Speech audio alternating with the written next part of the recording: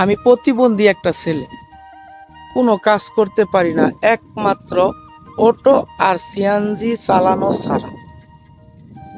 আগে চালাইতাম শহরে সিএনজি, শহরের অবস্থা ভয়ানক।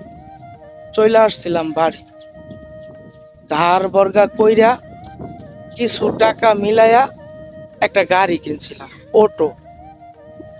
আমার পাশের ঘরতে একজনের অটো নিলগা চুরে, আবার আরেকটা নিলগা মাইরা, মানে ফ্যাটের ভিতরে ছুরি মাইরা নিছে গা। আমি ভয় পেয়ে গেলাম, এগরে যদি এটা করতে পারে আমি তো ওয়ান টাইম, ধাক্কা মারলে মক্কা। তাই ভয়তে দিলাম অটো বেচা। এখন বেকার হয়ে গেছি, এই বেকার অবস্থায় ঘুরি ফিরি। আপনাদের সাথে একটু মত বিনিময় করি, যদি আপনাদের আমারে মনে হয় যে না, একটা সাপোর্ট করা যায়, তাহলে আমাকে একটা সাপোর্ট করেন।